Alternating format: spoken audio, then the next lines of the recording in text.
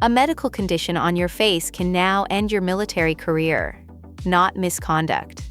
A skin condition. Professor Osei studies skin health and how the services write grooming standards, so she's here to keep the medicine straight. And it all comes down to one number.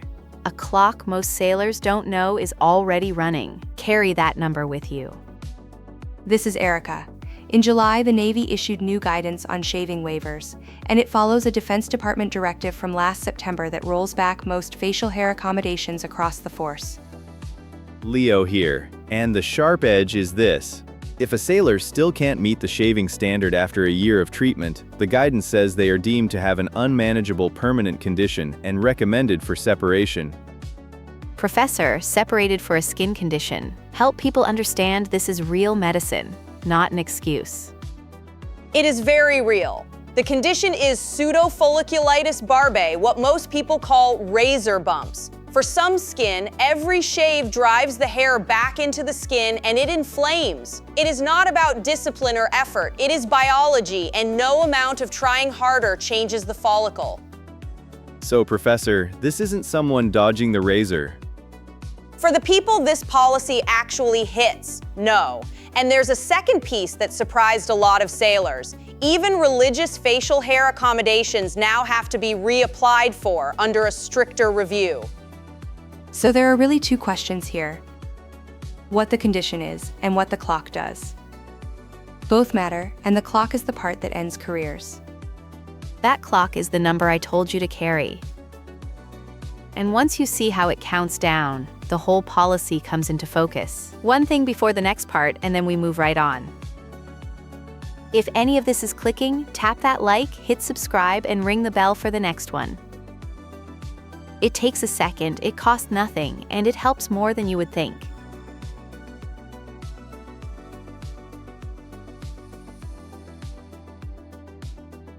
Let's make the medicine plain, because the whole policy rides on understanding it.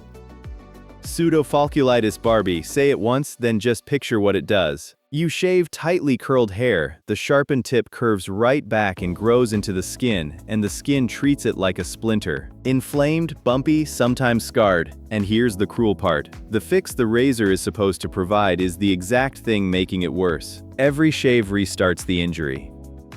Erica, how common is this condition really? By the Dermatology College's numbers, it disproportionately affects Black men, and as many as 60% may experience it. So a rule about shaving doesn't land evenly. It lands hardest on the people whose skin can't tolerate the blade. So why not just let it grow? Because that's the treatment, and that's the whole tension. For real PFB, letting the beard grow is often the only thing that heals it. So the medical answer and the grooming standard point in opposite directions. That's not a loophole. That's the actual conflict this policy creates. Which is why the old system gave permanent waivers. A doctor confirmed the condition, and the sailor kept a short, controlled beard. Pin that idea because the new clock is about to replace it. So the medicine says grow it, the standard says shave it, and now there's a deadline on the whole argument.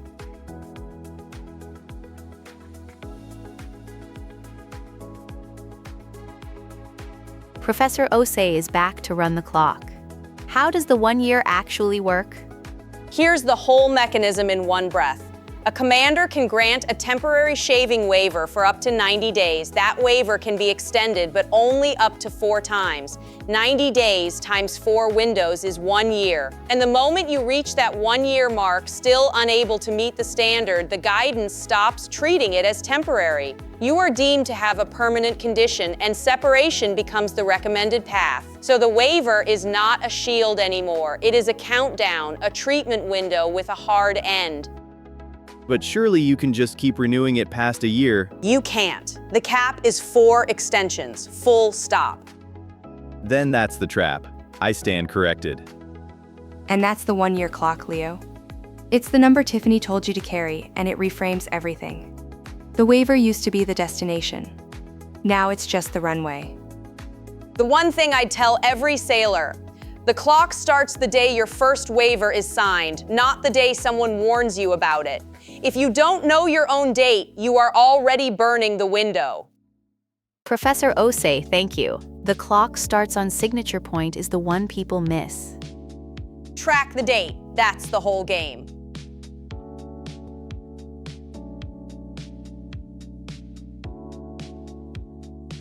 Let me lay the year out so you can see the whole runway at once, Leo.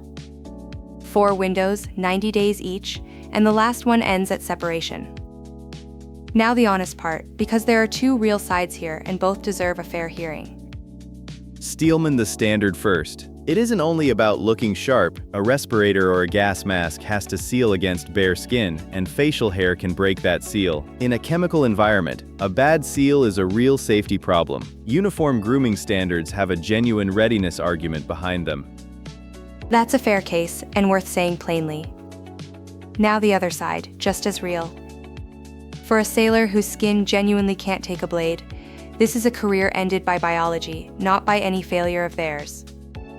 And because the condition falls mostly on one group, the burden of this rule is not shared evenly across the force. And we're not here to tell you which side wins. That's a values call, and reasonable people land in different places. What we can tell you is what's true and what's actionable. The readiness argument is real. The hardship is real.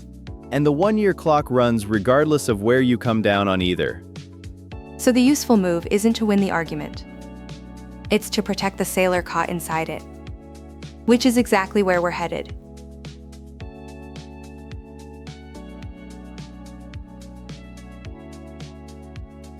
Rapid fire. First move if this is you.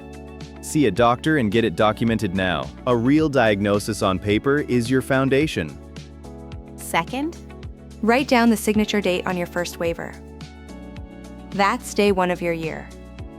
And actually use the window. The year isn't for hiding, it's for treatment. Dermatology, not just a note. so the waiver is homework, not a hall pass. Exactly that. Do the homework. If your accommodation is religious, reapply carefully and on time, because that path is under stricter review now too. And if anyone raises separation, talk to a JAG early, not the week it's decided. If you only keep one thing, keep this.